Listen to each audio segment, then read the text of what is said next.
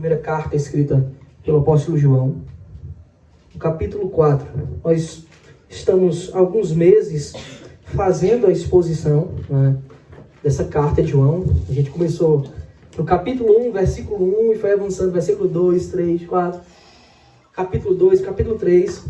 Passamos alguns meses no capítulo 3, que é muito longo, mas nesse final eu quero tentar ser mais breve. Se eu vou conseguir, eu não sei. Pronto. Os irmãos que nos visitam pela primeira vez, o irmão Gabriel vai deixar uma água ali no fundo, quem quiser pegar alguma água para beber, e também tem um banheiro ali, tá? Quem sentir desejo de ir ao banheiro, tá bom? Primeira carta de João, capítulo 4. Quero fazer a leitura de todo o texto, e nós daremos sequência ao estudo. Amém? Todos encontraram? A palavra de Deus diz assim, seu servo João escreve: Amados, não deem crédito a qualquer espírito, mas provem os espíritos para ver se procedem de Deus, porque muitos falsos profetas têm saído do mundo afora. Nisto, vocês reconhecem o Espírito de Deus. Todo espírito que confessa que Jesus Cristo veio em carne é de Deus. E todo espírito que não confessa isso a respeito de Jesus não procede de Deus. Pelo contrário, este é o espírito do anticristo, a respeito do qual vocês ouviram dizer que viria e que agora já está no mundo. Filhinhos, vocês são de Deus e venceram os falsos profetas, porque aquele que está em vocês é maior do que aquele que está no mundo. Eles procedem do mundo, por essa razão falam da parte do mundo, e o mundo os ouve. Nós somos de Deus. Quem conhece a Deus nos ouve, quem não é de Deus não nos ouve. Nisto reconhecemos o espírito da verdade e o espírito do erro. Amados, amemo-nos uns aos outros, porque o amor procede de Deus. E todo aquele que ama é nascido de Deus e conhece a Deus. Quem não ama não conhece a Deus, pois Deus é amor. Nisto se manifestou o amor de Deus em nós, em haver Deus enviado o seu Filho unigênito ao mundo para vivermos por meio dele.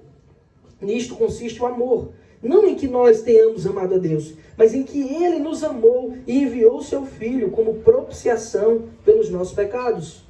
Amados, se Deus nos amou de tal maneira, também devemos amar uns aos outros. Nunca ninguém viu a Deus. Se amarmos uns aos outros, Deus permanece em nós, e o seu amor é em nós aperfeiçoado. Nisto conhecemos que permanecemos nele, e que ele permanece em nós, pelo fato de nos ter dado do seu Espírito. E nós temos visto e damos testemunho de que o Pai enviou o seu Filho como Salvador do mundo.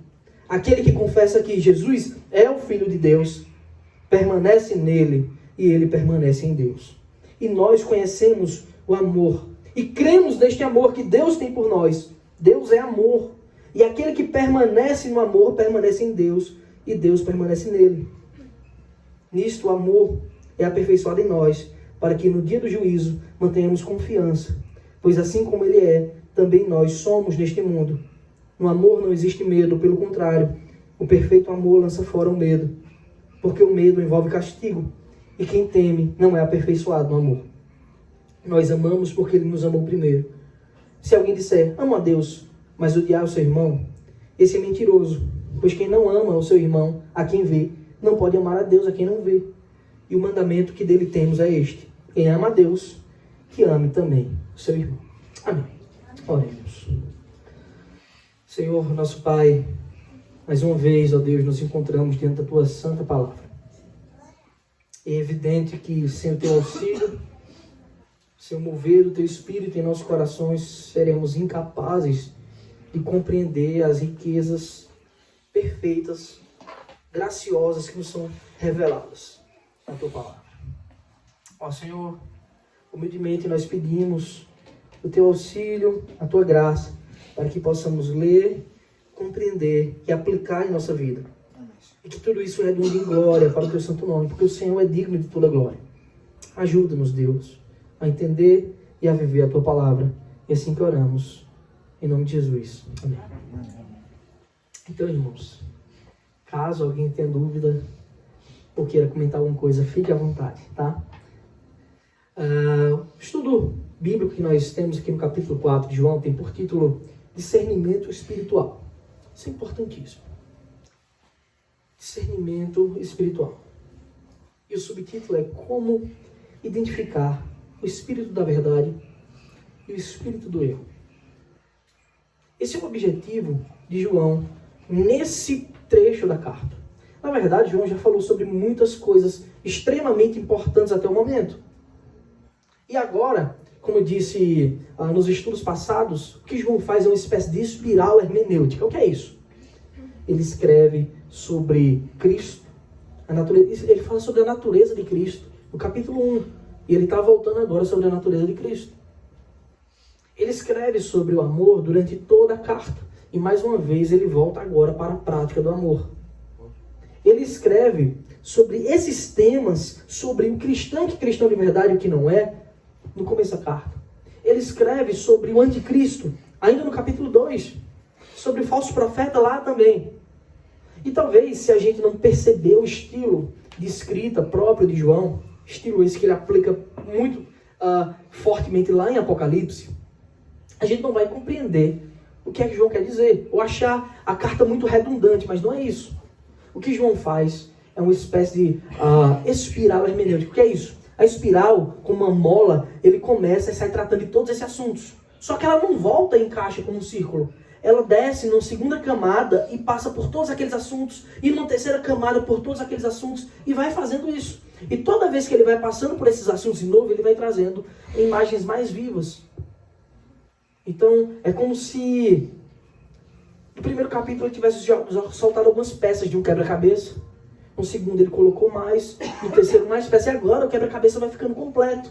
E a imagem de como o crente deve proceder vai ficando mais nítida. E se você observar aqui, está uma relação do crente com Deus, está uma relação do crente com os irmãos em Cristo, está uma relação do crente com os falsos profetas, como deve ser a nossa atitude para com esses que se infiltram na igreja, e dos crentes para com os ímpios.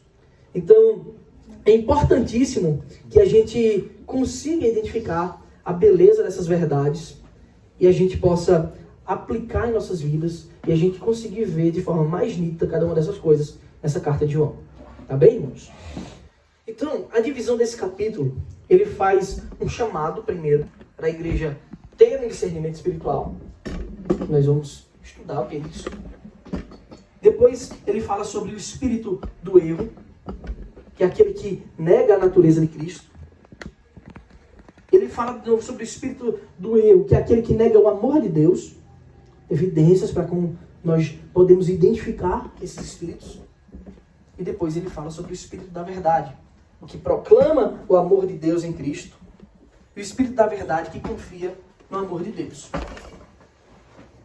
Ele fala sobre todos esses tópicos importantíssimos e nós devemos estar atentos a isso. Bem, a primeira coisa que João faz agora, depois de já ter tratado sobre esses temas de uma forma não superficial, mas também não tão profunda como ele está tratando agora, é dizer o seguinte, versículo 1. Amados, irmãos, prestem atenção, que essa palavra de João, ela é totalmente aplicável para nós hoje. Apesar de João ter escrito isso lá no primeiro século, isso é totalmente válido para nós hoje. Se o servo de Deus, aquele que diz que ama o Senhor e a sua palavra, fizesse isso com afinco, a saúde das nossas igrejas hoje seriam muito diferentes. Observe o que João fala. Amados, não deem crédito a qualquer espírito, mas provem os espíritos para ver se procede de Deus. Porque muitos falsos profetas têm saído mundo afora. Então nós podemos destacar de cara 3 coisas que João fala, importantíssimas, nesse versículo. E que nós devemos aplicar com muito cuidado na nossa vida. Primeiro ele diz assim, não dê crédito a qualquer espírito. O que João está querendo dizer isso?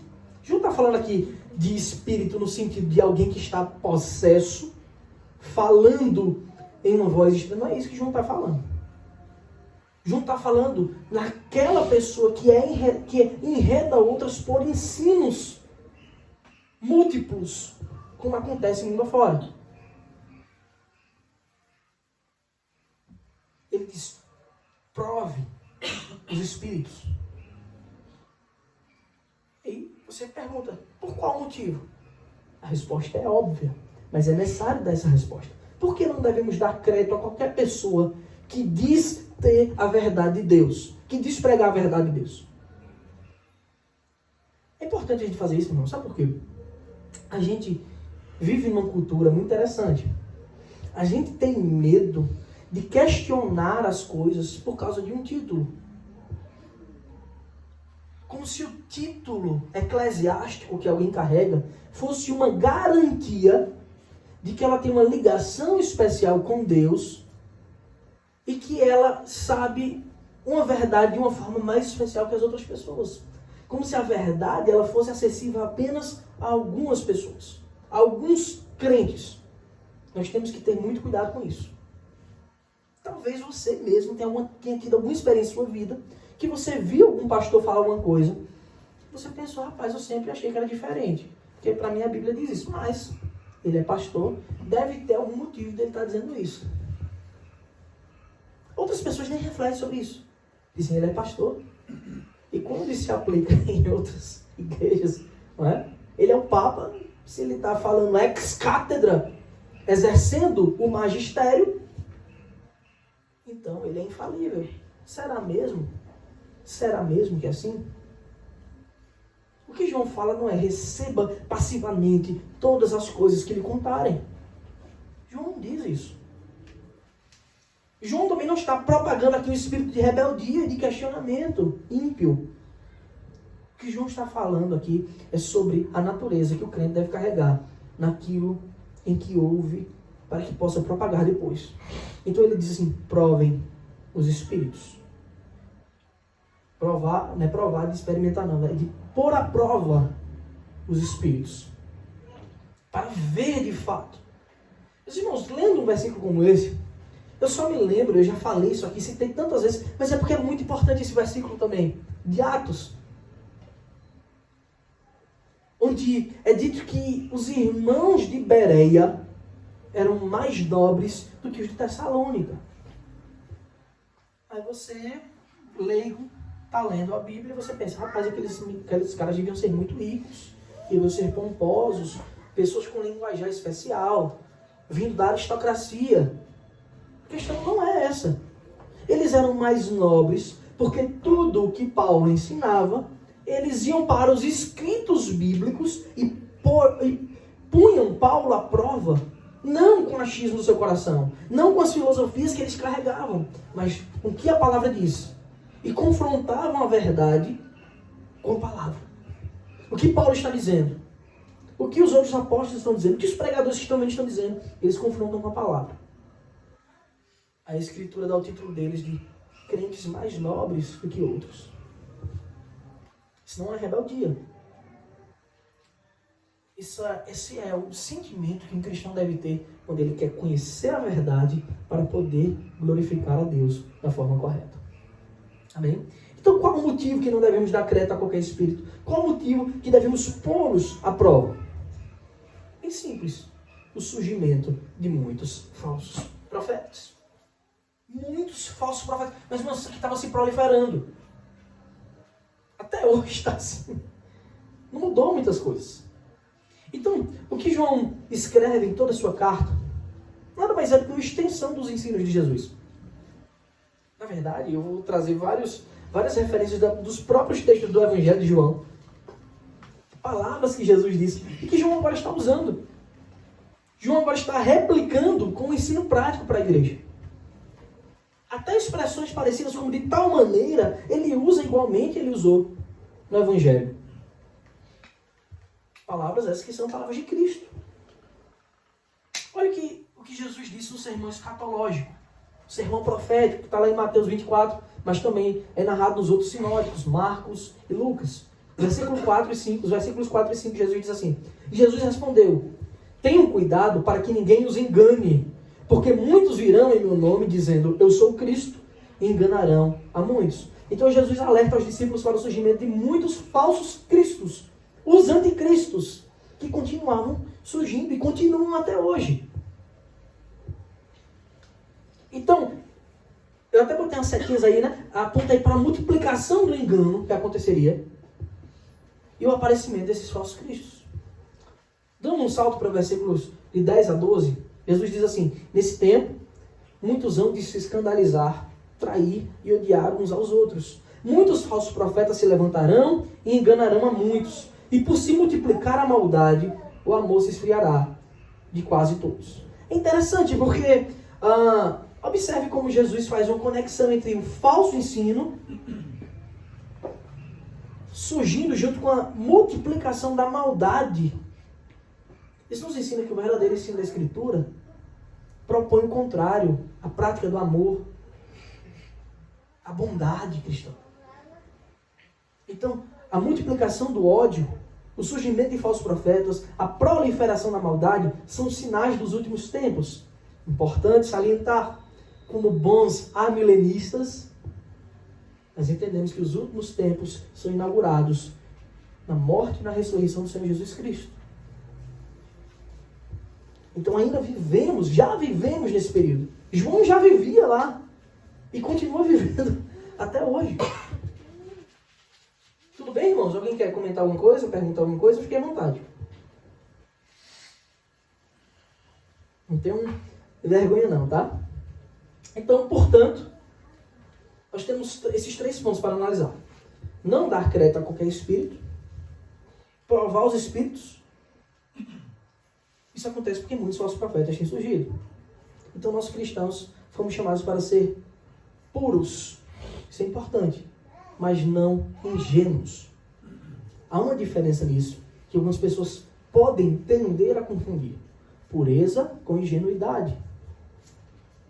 O cristão foi chamado para ser puro, mas para ser um ávido apreciador e praticante da palavra de Deus.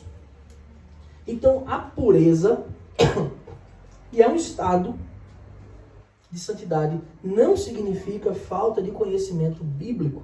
E também não significa delegar a terceiros isso. É isso que tem acontecido também nos nossos dias. As pessoas são tão, a palavra é essa, morosas, preguiçosas em estudar a palavra de Deus, em mergulhar naquilo que o próprio Senhor nos entregou amorosamente, que eles delegam a outro. Não, no domingo eu vou lá e vejo o que é que ele tem para me dizer. Na quinta eu vou lá e vejo o que é que ele tem para me dizer. Isso que estiver sendo pregado foi uma heresia. Como você vai rebater o erro? Como é que você vai estar precavido contra as astutas ciladas do diabo?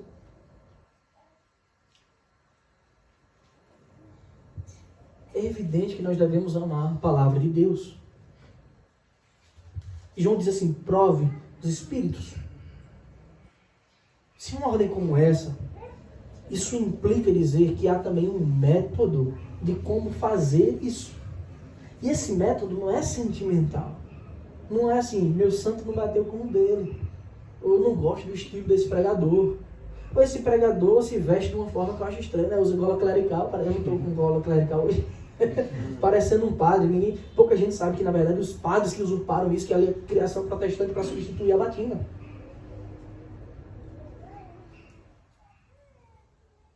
Meus irmãos, há uma forma objetiva de entender como provar os espíritos. De entender como não dar crédito a qualquer pessoa que diga estar falando em nome de Deus. E nós devemos saber disso porque muitos falsos profetas têm surgido desde aqueles dias. Hoje, então, já se proliferou tanto que difícil é você achar os verdadeiros. Então nós devemos ter uma grande cautela, um grande zelo, um grande amor pela verdade de Deus. Se isso não acontecer, se a palavra de Deus não for a luz para os nossos pés, para a nossa mente, para o nosso coração, como é que a gente não vai ser enredado pelo mal? Eu já disse aqui, os filhos das trevas são mais astutos do que os da luz. O crente que não ama a palavra de Deus, que não se apega, que não busca entender, compreender com aquilo que o Senhor dá, obviamente, com a intercessão do Espírito Santo, ele não vai ser só tragado pelos falsos profetas, ele vai ser esmagado pelo mundo, porque o mundo é mau. As pessoas não estão nem aí pela palavra de Deus, para a palavra de Deus. De preferência, elas ainda vão estudar para tentar inventar argumentos que aqueles que não estiverem preparados vão cair. Nesse mesmo sermão profético, Jesus disse, se possível, enganaria até os eleitos. Graças a Deus não é possível enganar os eleitos. Pastor, pode falar. Pela falta dessa leitura bíblica que também tem muita gente católica, né? Que acredita em tudo que o Papa fala. É um dos motivos. É um dos, né? Tem outros motivos, mas é um dos. Inerrante a palavra do Papa para ele. É isso, é inerrante, né? Então, é verdade. Não só tem muitos católicos, como tem muito da Universal, tem muitos neopentecostais, tem muitos de seitas, mormon, adventista. Eu poderia passar o resto da noite aqui falando de tudo que não presta. No meio dito cristão que não é cristão de verdade. Não é? Então, identificando os falsos espíritos. Não é? João diz assim, nisto, versículo 2, nisto vocês reconhecem o Espírito de Deus. Todo espírito que confessa que Jesus Cristo vem em carne é de Deus.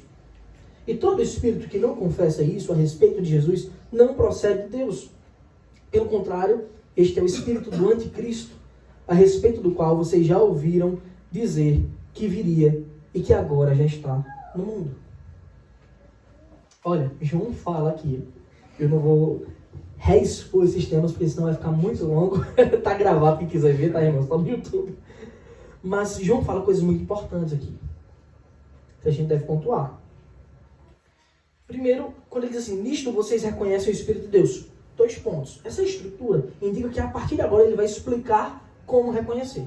Ele não vai explicar somente esse versículo. Todo esse capítulo é uma explicação de como fazer isso. Tá? Aqui ele está dando o primeiro argumento. Primeiro ele falou da disposição do nosso coração, que deve ser não aceitar qualquer coisa, pôr à prova aqueles que falam. Explicou o porquê, porque tem muitos falsos profetas surgindo. E agora ele dá o primeiro argumento. O primeiro argumento é assim que vocês vão reconhecer se o Espírito é de Deus ou não. O primeiro argumento é, todo Espírito que confessa que Jesus vem em carne é de Deus. Irmãos, prestem atenção. Quando a gente olha para a ótica estrita da carta de João, a gente consegue interpretar direito. Se eu pego e leio isso aqui de forma abrangente, fora da carta de João, eu não tenho como interpretar direito. Porque alguém poderia ler isso aí e dizer, fulano disse que acredita que Cristo vem de Deus, que Cristo vem em carne. Então, esse Espírito é verdade. Não é só isso, irmãos. Ele está dando um argumento. E é importante entender que ele está dando esse argumento porque ali no primeiro século era uma área extremamente bombardeada. Havia um ataque ao que nós chamamos de cristologia, estudo da pessoa de Cristo, muito forte no primeiro século. Pasmem, esses bombardeios continuam hoje. É uma coisa muito interessante, porque ali no primeiro século, quando ainda não tinha o cânon fechado da Escritura, o texto completo, muitas heresias surgiram. E como é que se fazia para rebater uma heresia? Reuniam-se os servos de Deus em uma coisa que chamamos de concílio, e em conselho, num concílio formado, eles, pela Escritura, davam respostas a esses erros. A Escritura apresenta um concílio, primeiro concílio da igreja, o concílio de Jerusalém. Algumas pessoas gostam de usar o título de apóstolo, é como se fosse o ápice, né? O apóstolo teve 14 ao todo, né? Judas, que se matou, foi substituído por Matias, né? Matias foi o 13º, e Paulo, aquele chamado fora de tempo. Depois disso eu não conheço outros.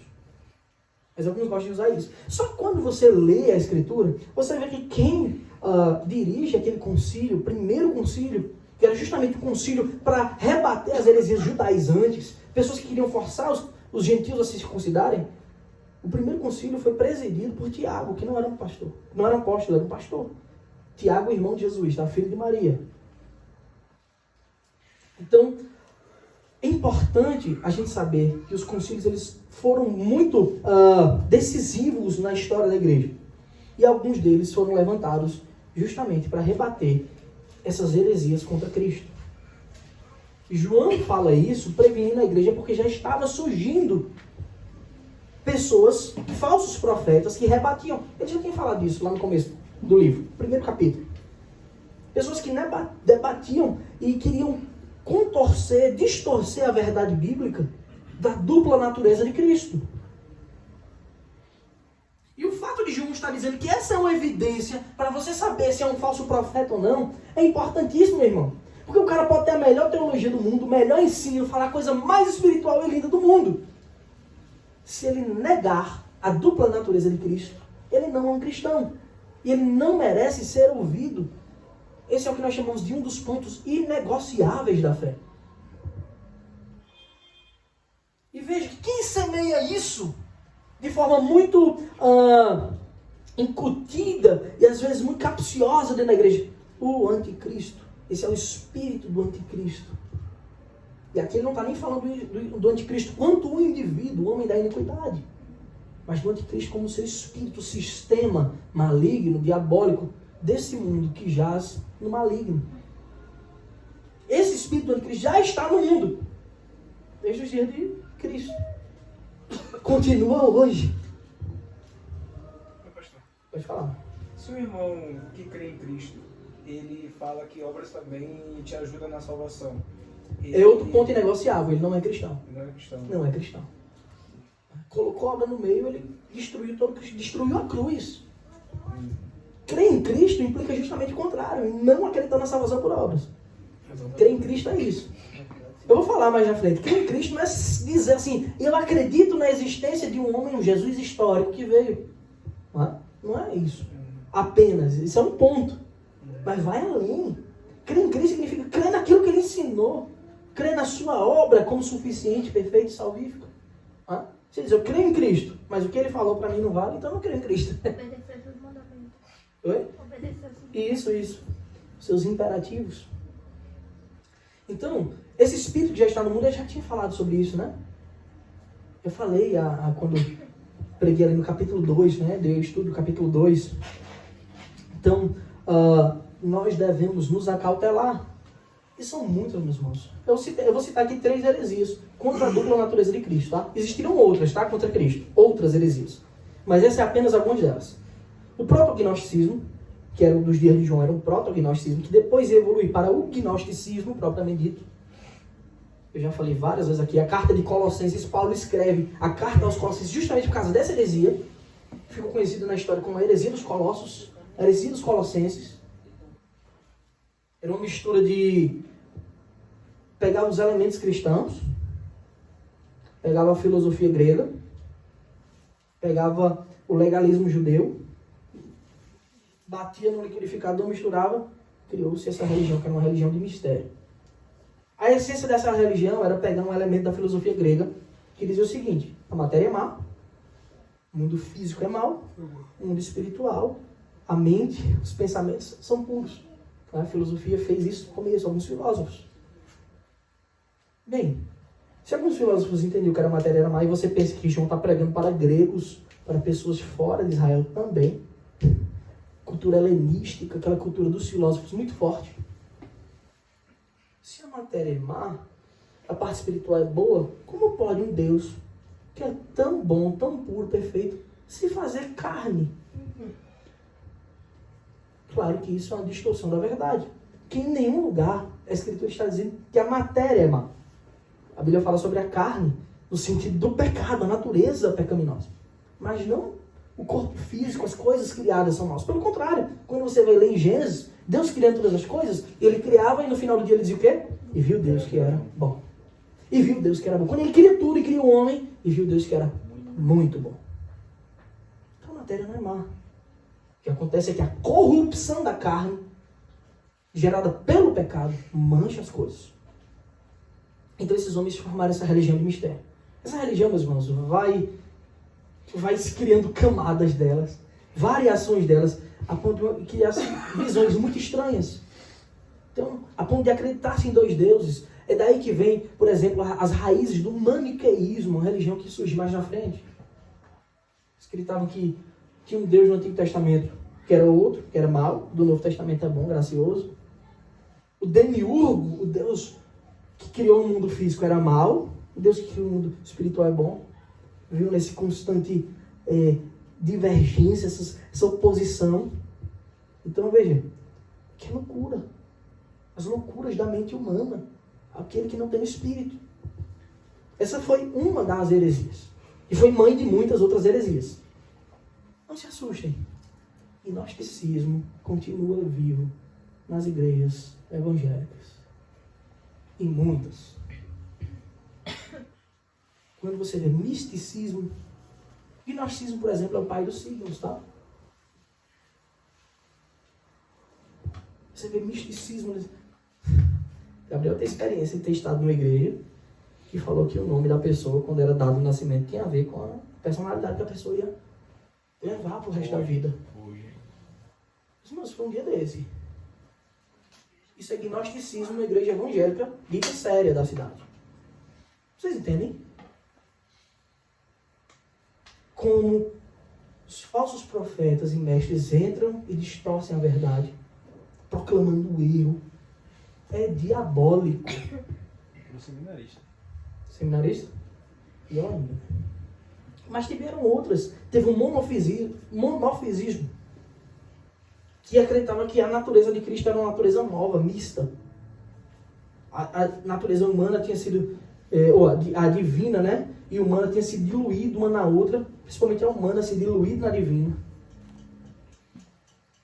A ponto de você ver textos históricos importantíssimos que devemos carregar como credo de Atanásio, que falam sobre a dupla natureza do nosso Senhor Jesus Cristo. Irmãos, devemos estudar e saber disso com muita propriedade, porque o mundo é mau. Teologia é para você glorificar a Deus. Não é para você dizer que sabe mais que os outros, não. Quem pensa isso está errado. É conhecendo a verdade que a gente não é enredado pelo mal. Por exemplo, Cristo tem duas naturezas, humana e divina. Aquele que nega a natureza humana de Cristo é o que João está dizendo. Não é de Deus. No final do capítulo ele diz assim, Jesus é o Filho unigênito de Deus. Sabe o que João está dizendo? Jesus é divino. Aquele que nega a natureza divina de Cristo é um falso profeta. Aquele que mistura, que corrompe as duas coisas, é um falso profeta. Como explicar pela natureza de Cristo? É simples, não explique. Não tem como explicar. Jesus é homem e Deus. Ele não é parcialmente homem, parcialmente Deus. Ele é Deus por completo. Ele é homem por completo. Como explicar? Não se explica.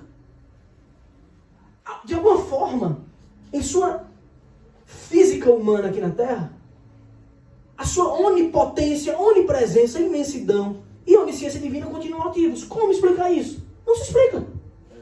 Ela é simplesmente uma verdade inerente à palavra de Deus. Os católicos se valem disso para botar Maria, né? Aí já é outro. Eles botam não, que Maria é mãe de Deus, então... O mesmo sangue.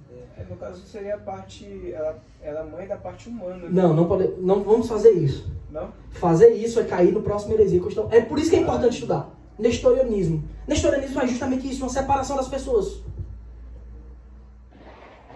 Muitos crentes passaram ao longo da vida dizendo assim, Maria não é mãe de Deus, brigando com os católicos. Meu irmão, isso é um ponto pacífico na teologia protestante. Maria é mãe de Deus, ela não é mãe da Trindade. E Jesus não é Deus. Não tem um problema de falar de forma simples. É só a gente não confundir as coisas. Sabe qual é o problema? Que os crentes eles estão com preguiça de pensar. E para falar as coisas mais simples, eles acabam negociando coisas mais importantes. A expressão é teotokos no grego. Maria é mãe de Deus.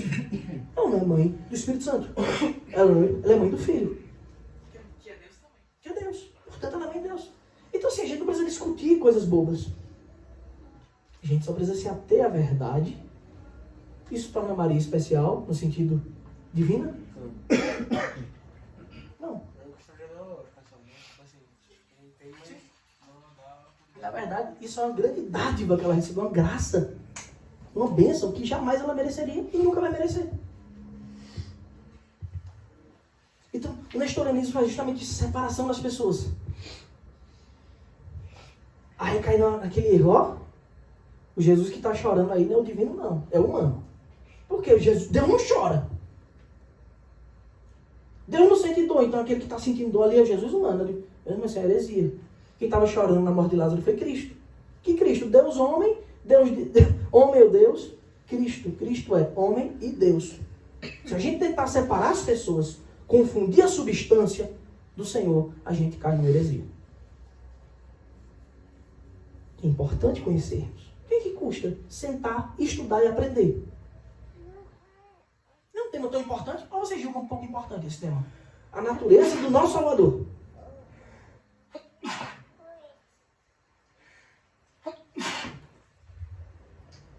Interessante, viu?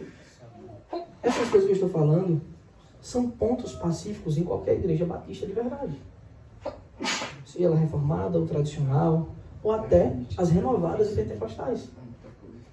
Agora, quantos dos crentes têm estudado sobre isso dentro dessas igrejas?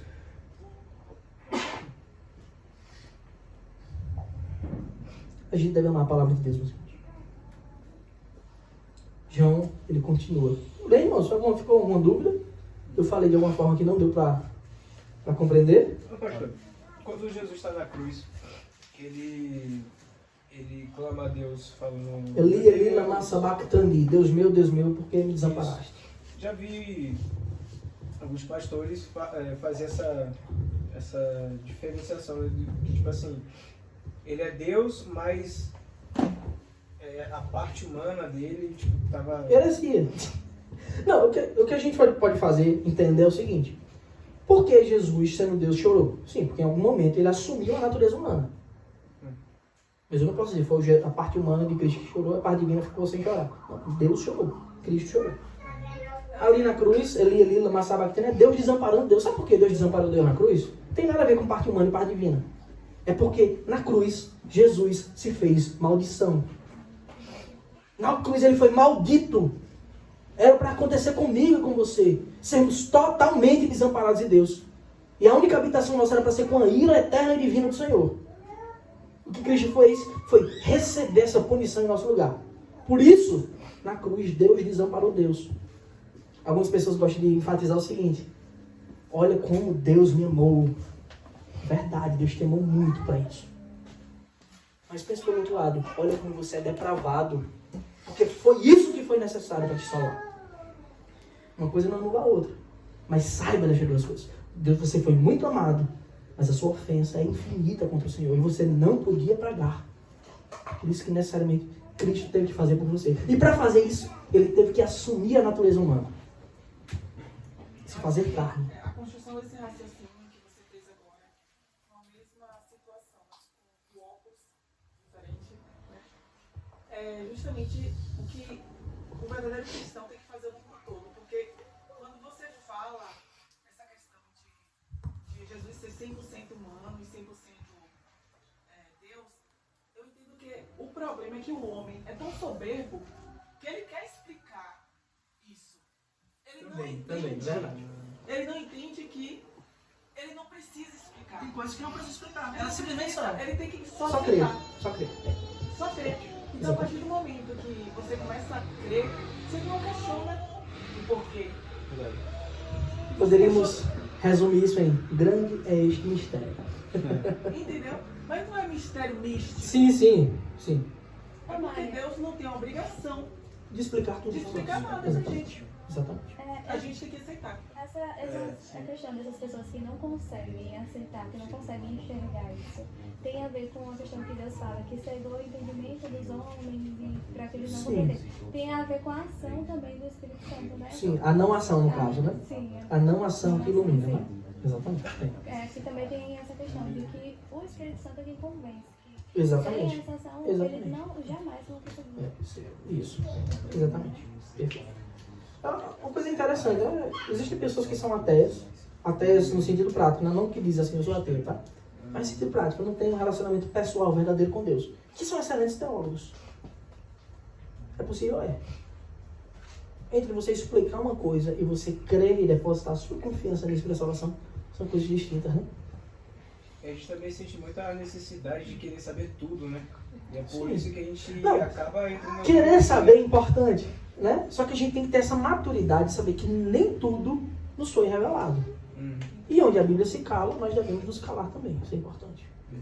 Todas as vezes que ultrapassam isso, formam heresia. Forma heresia, toda vez. Sim. Eu gosto da expressão que o senhor fala, que Deus é comunicável, mas não compreensível Sim. no total. Deus é incompreensível. É um dos atributos de Deus, né? Mas é comunicável, ele se faz comunicável. Isso, mas ele se apresenta, ele é relacional, né? Nós nos relacionamos com isso. É a incognoscibilidade de Deus. Versículos 4 e 5. Tudo bem, irmãos? Tá com a dicção boa. É difícil a palavra, né? Demais. Incognoscibilidade. Nem entende. Vamos lá. Eu visualizei Raul Gil pedindo pra falar essa palavra. Assim. O soletrando, né? Filhinhos, vocês são de Deus e venceram os falsos profetas. Porque aquele que está em vocês é maior do que aquele que está no mundo. Eles procedem do mundo, por essa razão falam da parte do mundo e o mundo os ouve. Nós somos de Deus. Quem conhece a Deus nos ouve. Quem não é de Deus não nos ouve. Nisto reconhecemos o espírito da verdade e o espírito do erro. João está dando mais outro argumento e agora ele faz o contrário, né? Ele primeiro disse, é assim que você reconhece, dá argumento. Agora ele dá argumento e diz assim, nisto é que nós reconhecemos o espírito da verdade e do erro. Então é mais um argumento. Que argumento é esse, meus irmãos? É a identificação com o Senhor, a verdadeira conversão. Olha o que João diz. Vocês são de Deus e venceram os falsos profetas. Interessante, ele afirma isso. Porque é assim que o verdadeiro cristão faz, deve fazer, pelo menos. Tá? Porque, via de regra, aquele que não vê os falsos profetas e cai nas heresias também não são de Deus. Não amaram o Senhor o suficiente a ponto de amar a sua palavra e dizer não ao erro. E decidiram caminhar. Existem níveis de maldade? Existem. Uma coisa é o maligno, hereges, mor supremo. Outra maldade são dos seguidores deles. Uma maldade é daquele que diz, venha pra cá, que a sua bênção está aqui, contanto que você dê tal dízimo. Isso é uma maldade muito grande. Mas tão mal, um pouquinho menor, né? Não quanto, mas um pouquinho menor. Mas mal e verdadeiramente mal também é aquele que diz, eu vou dar porque eu quero a bênção em troca. Não é só o que prega, é aquele que aceita a verdade.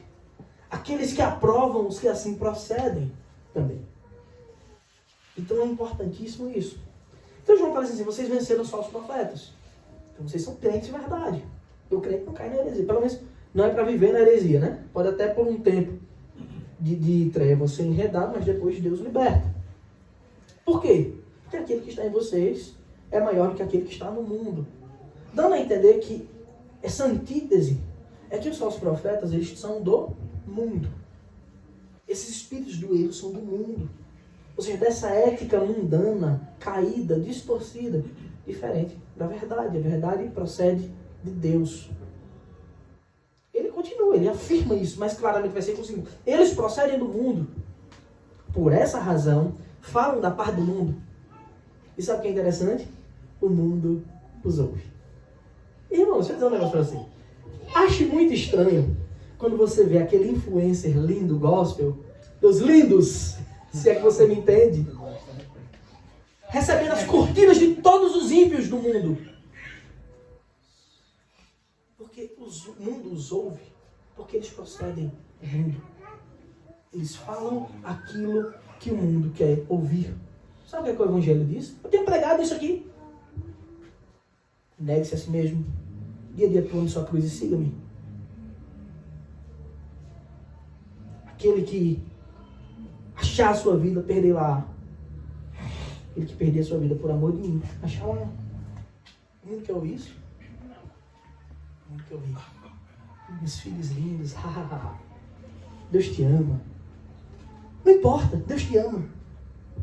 Venha como está e permaneça do mesmo jeito para sempre.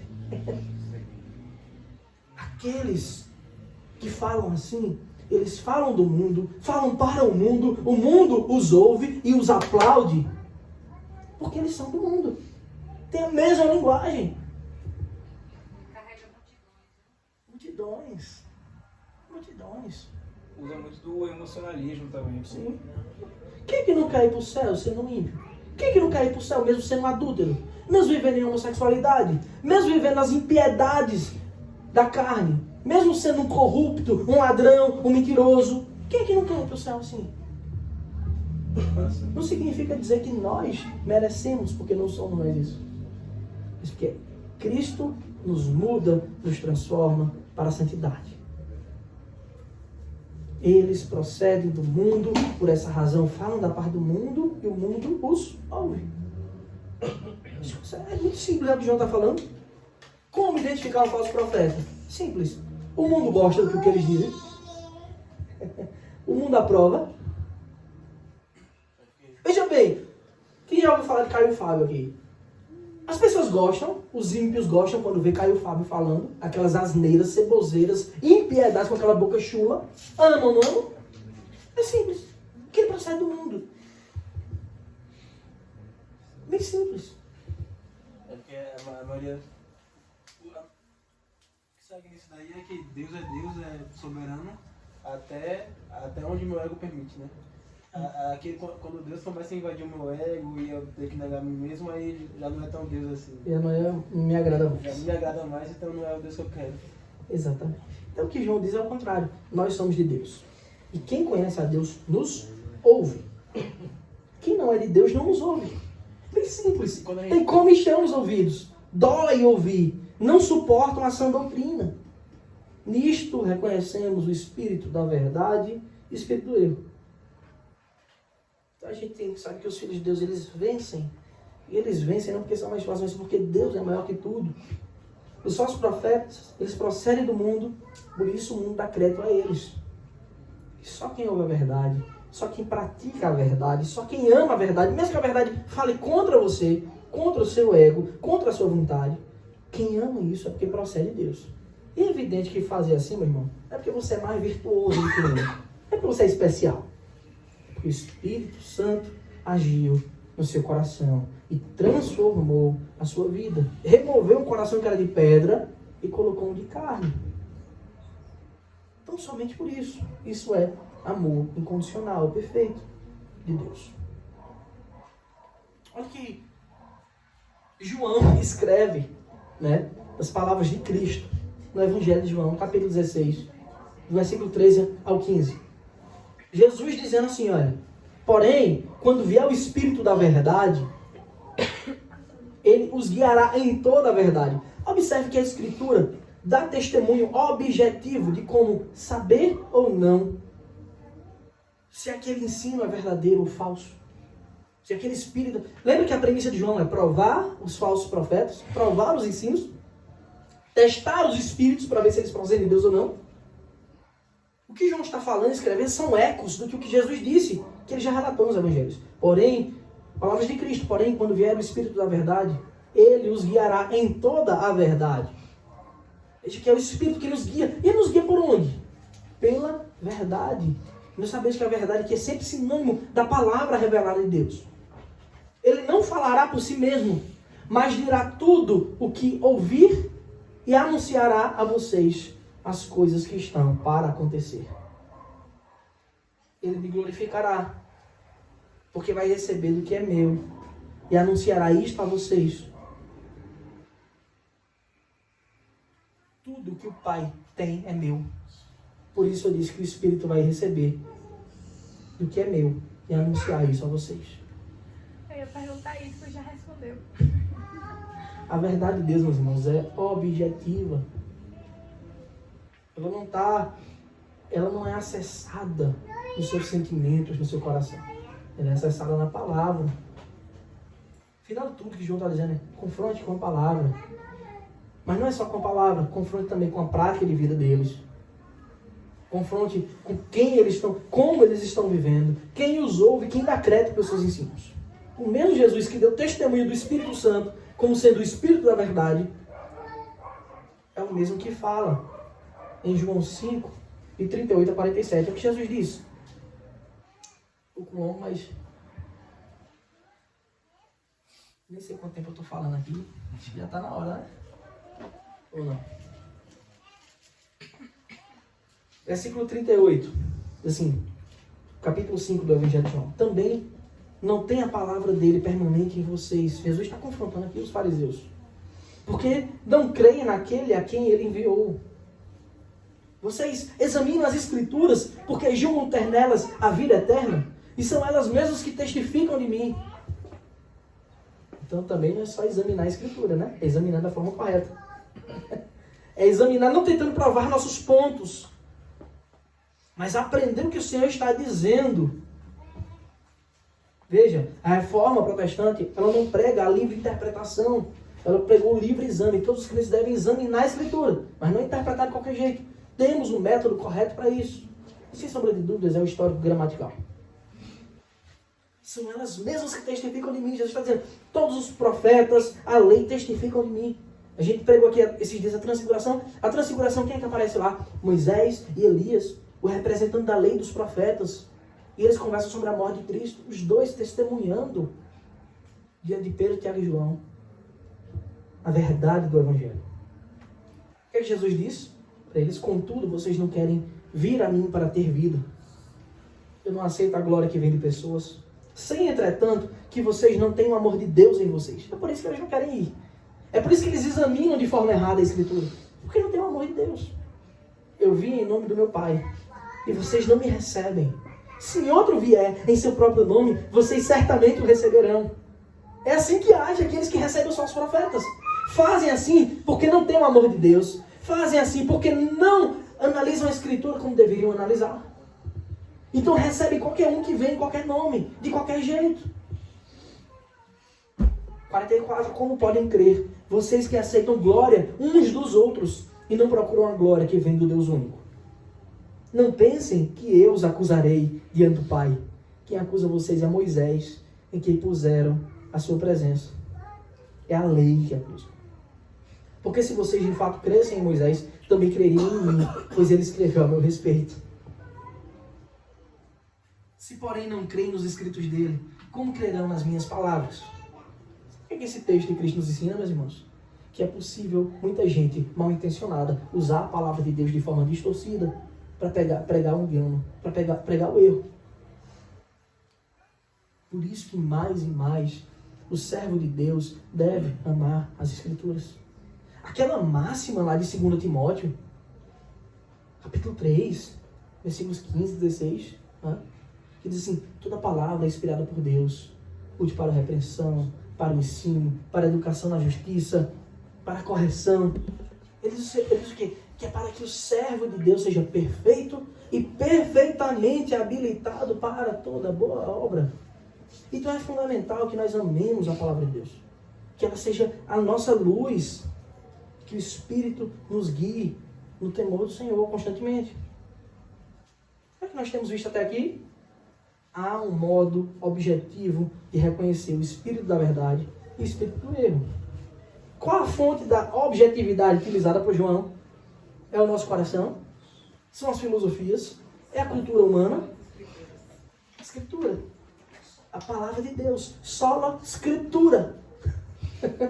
O próprio testemunho do Senhor Jesus deixa claro isso.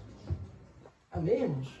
Amém. Irmãos, alguém quer comentar alguma coisa? Eu acho que se eu for iniciar agora, pode ser que estenda muito nessa nova sessão. Pode falar. A gente vê hoje em dia, pastor, muito show dentro da igreja, muito tecnologia, né? Então, Muita luz, muita... contra a tecnologia. E, Tudo aqui é tecnologia. claro. O problema é substituir a palavra, O né? problema é que as pessoas estão enveredando para outro caminho. Eu sempre fico olhando assim. Se fosse na época de Jesus, se a tecnologia tivesse Seria incrível, né? uma máxima, né? Como diz o nível uau, a gente ficava assombrado com tantas coisas boas assim. Infelizmente as pessoas estão perdendo a essência, que é o primeiro amor. Isso Lá de Gálatas, virou um fim em si mesmo. as coisas realmente e viver realmente de fato o primeiro amor. Não simplesmente da boca para fora. Tem muita gente falando muita bobagem aí. E vendendo o evangelho na realidade. vendendo. Isso é fácil.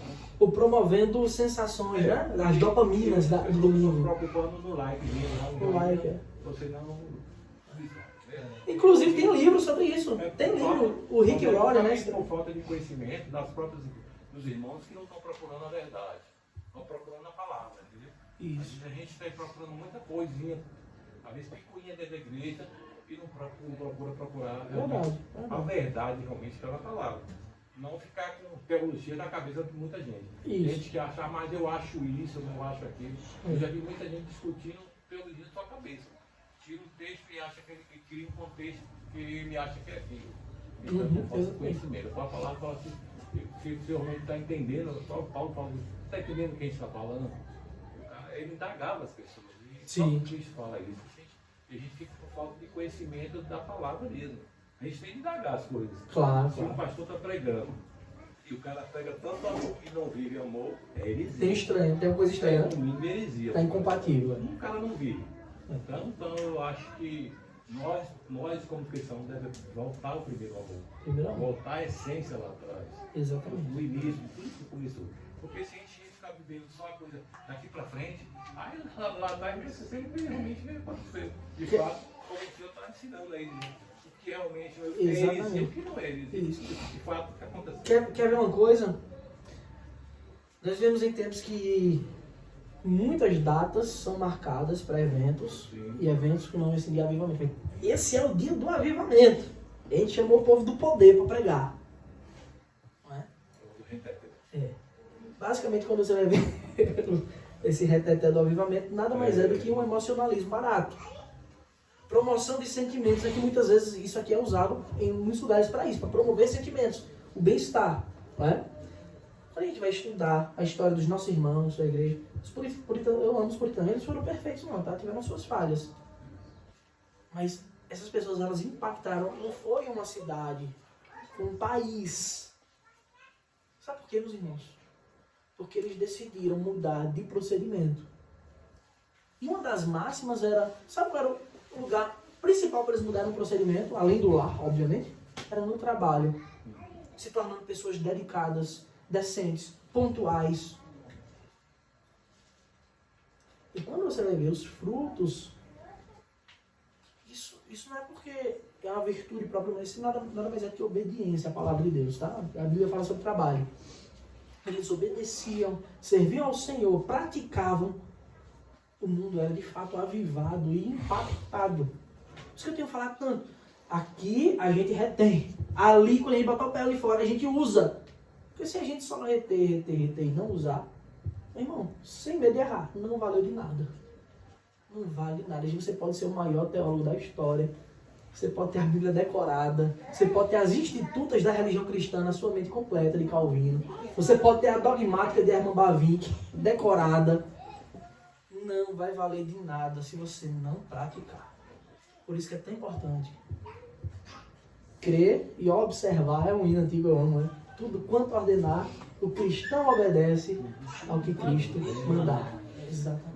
Eu estava vendo uma pregação sua esses dias do Gadareno, né? Que você falou Sim. isso, né? E o Gadareno queria seguir Jesus e ele, não, fique aqui Fica aí. e testemunhe. E você falou, deu um exemplo também de acho que um sapateiro que... É a história do Lutero, né? Lutero, né? Que foi bem Exatamente. interessante, que ele queria assim, não, e agora o que é que eu faço?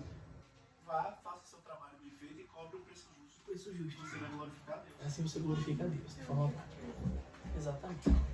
A gente vai ter um grupo de homens, sabe? Eu espero que os irmãos compareçam. Convidados, quem quiser aparecer, tá? É aberto. Para os homens, né? Mas é importante. Um dos relatos do livro que a gente vê, Homens de Verdade, o livro, muito interessante o relato, ele fala sobre uma pessoa que impactou a vida dele. Você pensa, esse cara era um cara muito grandioso, teólogo, não. Esse cara era um porteiro. E esse porteiro, quando morreu, o autor do livro conhecia, ele parece que era da mesma igreja. Esse cara era humilde, né? Não atrai tanta gente, né? Diz que tinha multidões no enterro desse cara. De pessoas das mais diversas classes, dizendo assim, que foi impactada quando ele abria a porta, desejavam um bom dia, davam uma palavra da parte de Deus, falavam uma coisa santa. Coisa simples, meu irmão. Quando a gente vive o Evangelho da forma mais simples, nós impactamos, claro, pelo Espírito que nos foi dado, né? É isso, a gente tem que viver, tem que pôr em prática, dia após dia, senão não vale nada. Senão a gente está dizendo assim, meu evangelho é teórico apenas. Quando a gente lê lá sobre eleição incondicional, a doutrina que a gente ama, né? A gente lê, diz assim, Cristo nos elegeu, nos chamou antes da fundação do mundo. Para quê? Para sermos santos e irrepreensíveis diante dele em amor. É para isso que nós somos chamados, para viver em amor, para a glória de Deus, caminhando progressivamente para adorar o Senhor cada dia melhor. Amém, meus irmãos? Ele quer falar mais alguma coisa? Comentar mais alguma coisa? Então vamos nos colocar de pé. Vamos